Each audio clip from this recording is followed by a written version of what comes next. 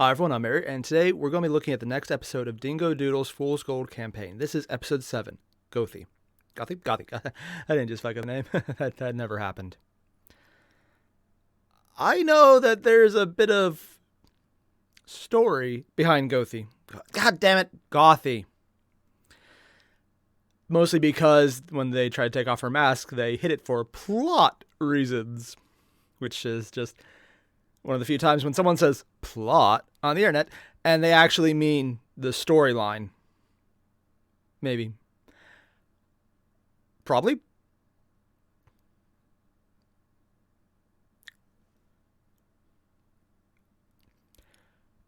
If it is not actually referencing the storyline, I will be very surprised. That would definitely be a change to everything I imagined from...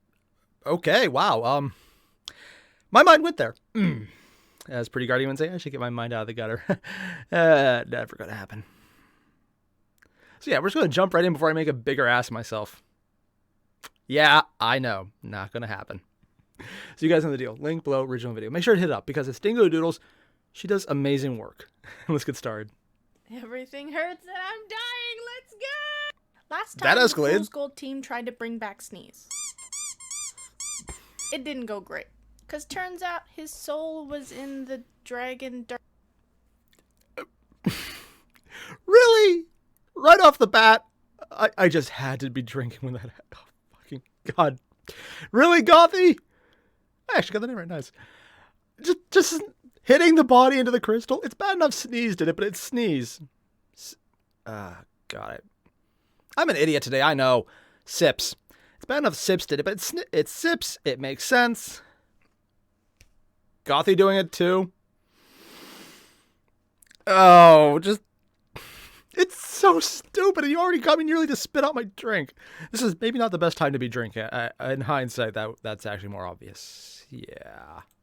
Dark spooky crystal that sucks up souls in a 50-mile radius. I mean, it does look like a giant zombie dragon, so it's not exactly So yeah, a big lie. that's a thing. That's Now Sips kind and of fucked Gothi up. travel through a portal at Arena's expense into what we assume is a pocket plane of spooky souls. And, yep, pocket plane full of spooky souls. Never would have guessed. Well, this place is... You might want to find a new mode of transportation. Terrible. Let's Yes. just hurry up, and then we see some souls we recognize. Group of goblins, giant spiders, and a bunch of sheep. What? Not gonna explain the sheep. They got what they deserved. What? Oh, and you guys Why might do they be have red eyes? wondering if Kinora and the Trask are in here as well? Yes. Well, first of all, Trask the didn't Trask die. was choked out, not killed. That thing is literally unkillable. I don't know what else to tell you. As for Kinora, she technically died in a one-way portal to the fire plane. So Oh, I guess that souls includes is on that souls. side, not this side. Thank God. Anyway, we Oh, managed God, he to almost sneak brought her without back by getting accident. What's with the noticed by sheep? The spirits. And they're just Traveling along really in just the doing soulscape this sideways thing? till Oh, we God. finally spot Sneeze. Oh, they found him pretty Zip runs fast. over to Sneeze, who doesn't even really acknowledge him. What? Kind of like he's ignoring him. Yeah. All right, I get it. Can you interact I with the soul? messed up. Bad. But I mess up a lot, if you haven't noticed. Yeah. And for once, I thought I could handle something on my own, but in the end, I still needed help. Like I always do. Maybe. Because of that, I got you killed. I don't know why I'm surprised. I bet you're not. I get it if you don't want to come back. I just... Oh, damn. Could you at least just look at me? Can he? Sips, I don't think he can hear you. Actually, I don't think he can see us either. Oh. We seem to be invisible to the spirits in here. Except for the sheep. The sheep see it, Oh. apparently. Did you wanna talk? No. Okay. God. And again, they're just... They bring up the really emotional moment for Sips, which, yeah, that's actually a lot of character development. And then, nope, it's gone.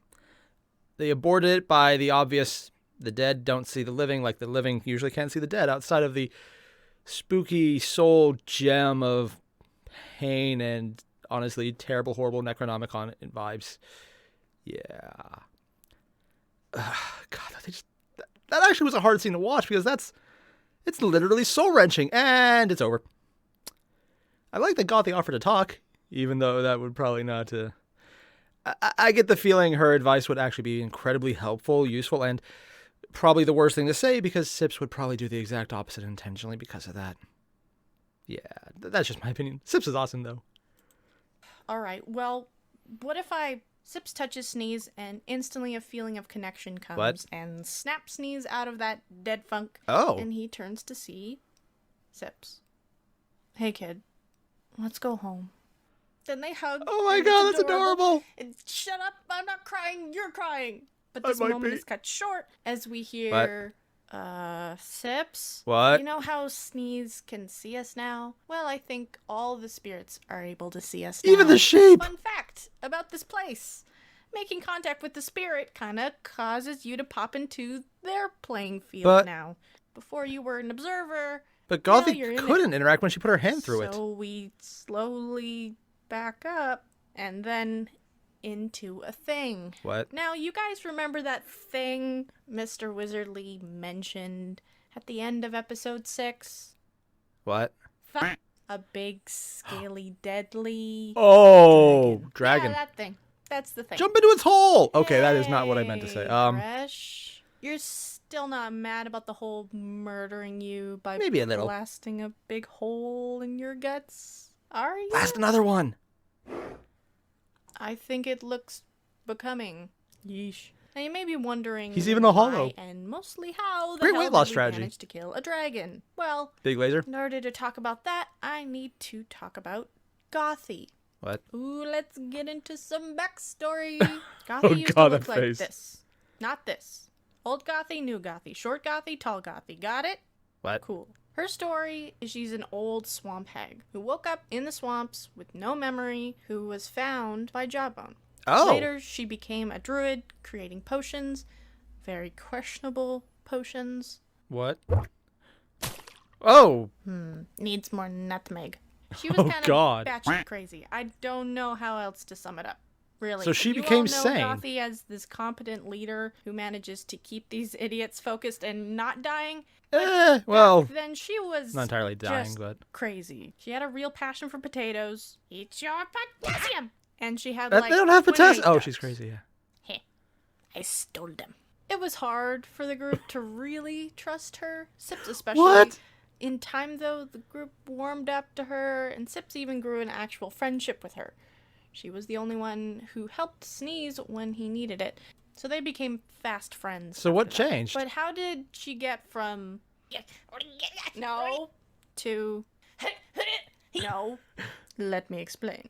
I'm actually Near the curious. beginning of the campaign, so before all that Tarask business, the Oh. group had traveled in the jungles to a small village called Bundarico. What? This is where we met Jack, who gave us the offer of God. traveling to 5 ancient four-claimer ruins and grabbing me these 5 big crystals, like big enough to crush your grandma with.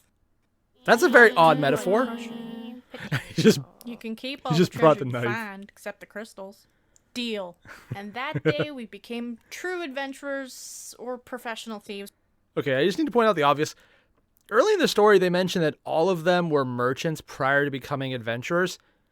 So that would imply people were going to crazy, hunched over, morally questionable Gothi willingly. Well, I guess desperation does do it, but damn.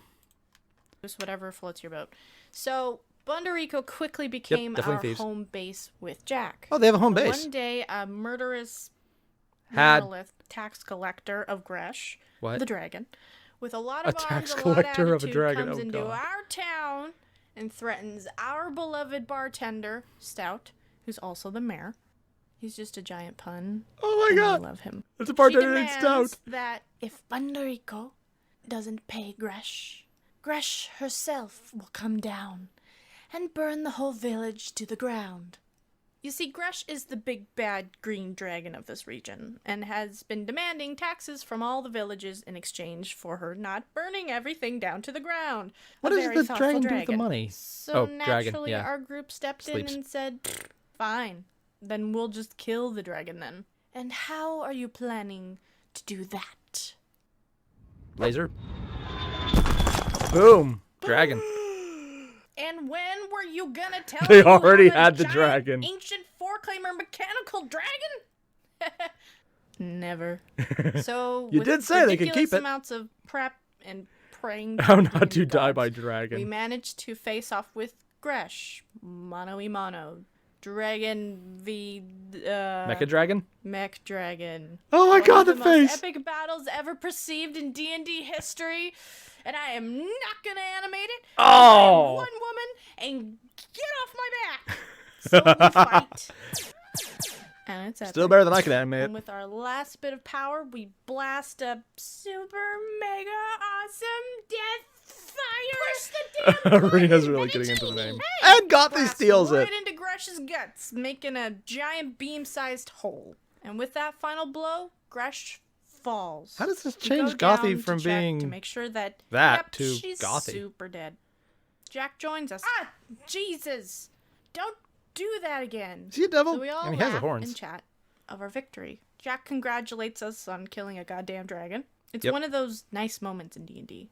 Until Jack casually comes up to Gothi and goes in for a hug. Then in one swift motion, stabs Gothi What? right in her guts. The She fuck? lets out a cry and lurches forward in pain. Time slows down as the group slowly realizes what just happened. What the as Gothi collapses I don't- right in front of us. I see. How now. is Jack I alive? get it. You piece of... I'll kill you. What did you do? Wait. Look. And then with our own eyes, we see Gothi transform, growing to a 6'5" Amazonian-built woman and glowing lines all over her body. Huh? This is Gothi, a four-claimer. So a while back, What? when we first met Jack, Gothi had no memory of her past and gave Jack her locket. That was the only thing she had on her when she woke up in the swamps. And through research, Jack discovered that it was four-claimer tech. Jack didn't stab her with a knife. Jack stabbed her with a crystal. A power crystal. Yeah, you guys remember last episode I talked about how the four-claimers powered everything with crystals? In Like, themselves. everything? Oh, they're Yeah, are they turns out They figured mechological? out how to power themselves up with these 3-inch crystals. I just say called mechological. power I know what I meant. crystals that extend their lifespan by several hundred years. Turns out Gothi was not a old swamp hag. She was a four-claimer. And without a very power old, apparently. source. No, she is not a robot. She's just an elf that's race took science way too far. So, not only did this make Gothi's... Okay, so one. Yeah, actually, mechological. It's a mix of biological and mechanization without going full cybernetic replacement. It's more of an integration. Think the Mass Effect ending no one ever chose. And an elf. I mean, I kind of thought with the ears, but didn't want to say anything. Also, damn, this is what your body looks like on crystals. And I'm specifically not mentioning that picture she brought in of that, let's go with bird. Oh, I'll be having nightmares about that tonight. body get back into peak performance. Check out these guns. But it also Yeah. brought her mind back into peak performance. How does she interpret everything that happened yep. before? Yep, the 28 ducks was definitely a mistake. I don't see Don't why. y'all That just see? makes perfect She's sense. a descendant of a four-claimers. Isn't she beautiful? Hey, Sips. Huh? Did I turn a goblin into goo? Yeah. It was awesome. There you have it. Now you know how Gothi became Gothi. However, It almost did sounds like take her Gothi some was a time better to get- friend for ow, Sips you've- immediately, ow, on to- par with ow, Sneeze. The height. But in time, she became the real competent leader of the group. And I know some of you want to know what's behind Gothi's mask, but patience. It's probably a smaller painted on version of it. Because right now, we still have the issue of Sips, Yeah. Steez, and They don't have a Gothi mecha dragon. staring down a very pissed off ghost dragon in the spooky soul plane. Yeah. Okay. No problem. I'll simply turn us invisible so we can sneak away. And you don't have I chaos cast magic, spell. but Nothing. Apparently magic doesn't work in here either. Another fun fact. can you still We walk should through the run, dead? right? Oh yeah. So yeah, we book it. In fear and panic, we run towards a now closing What? portal. Oh, good. Yes. Need that extra tension, huh? And as we make our way there, something happens. Look at Sneeze. He just, nope. Suddenly, souls just start popping in. Huh? A lot of them.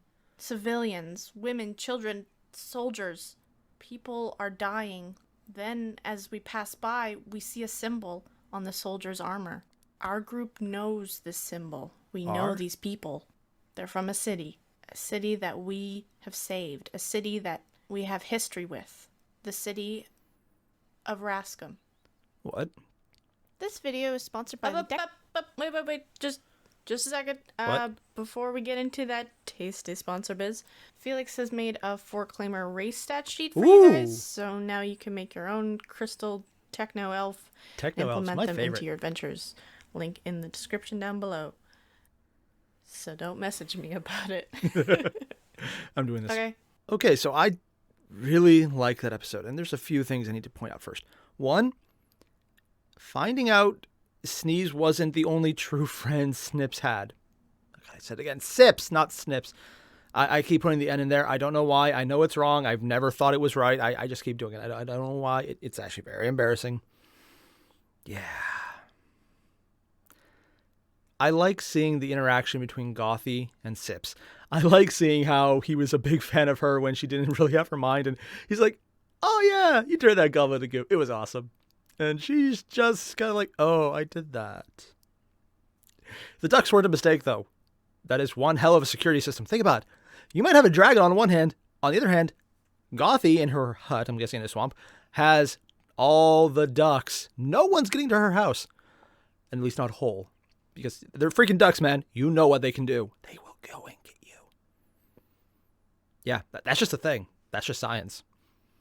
And possibly parascience, because they're probably dinosaurs in their heads. You ever wonder why a duck really wants to murder you? It's because they remember being dinosaurs. Yeah, that's a thing. They don't talk about it much, but that's definitely a thing that is completely real. And I'm not just bullshitting people, because I know someone out there be like, I don't know, is he? No, I would never do that. To the one person out there who believes me, that's adorable. Thank you. Don't. In all seriousness, no, I cannot speak today. In all seriousness, though, that's a word.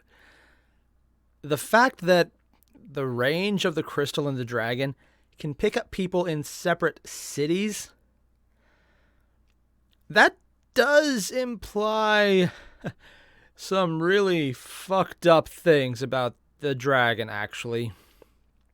Like, one, Rascom, everyone's dying because they know about it. It's a different city, but yeah, people are going to die there. More importantly, the dragon is eating souls on a much bigger level than just a city, which is already huge, but at a level of, okay, I have at least another city in a completely different area, and I can just drain the souls from there.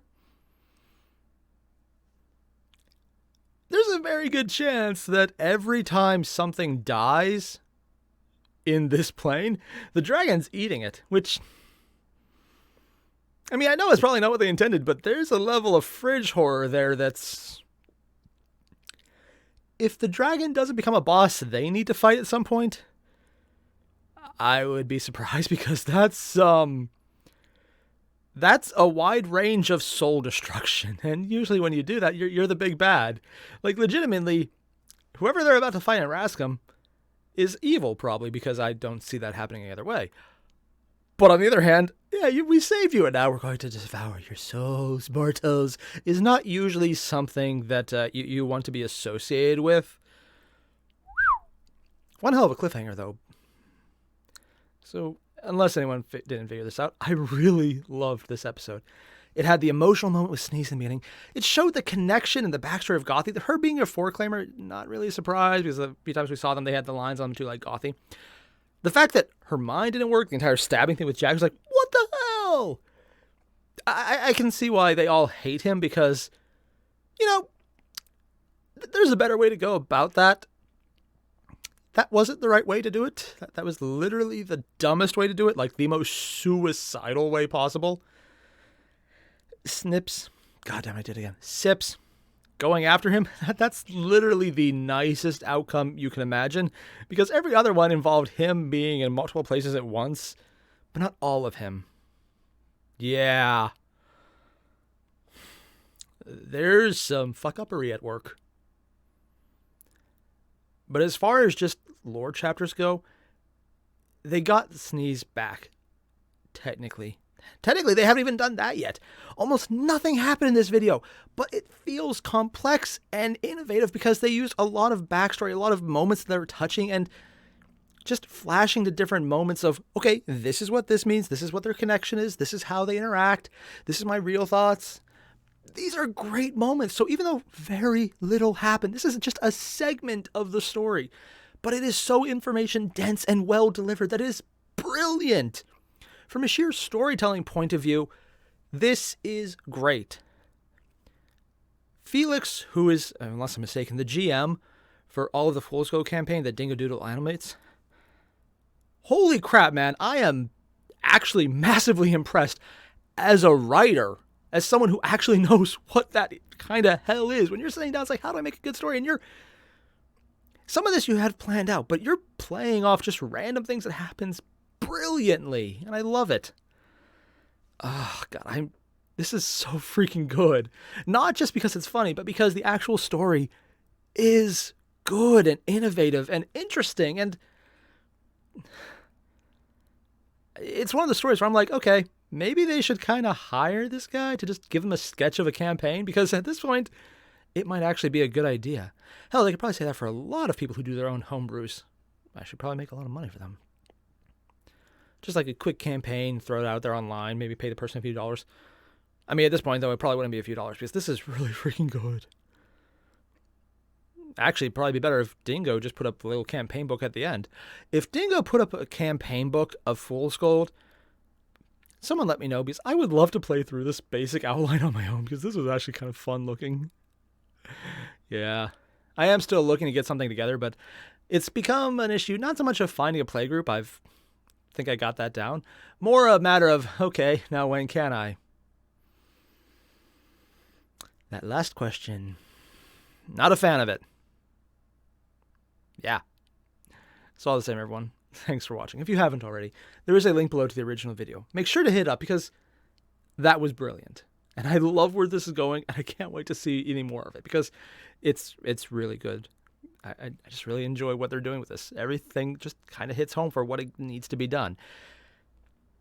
I'm not going to bring up that picture of that bird. Yeah, just going to ignore that. And never mention it again. Ever.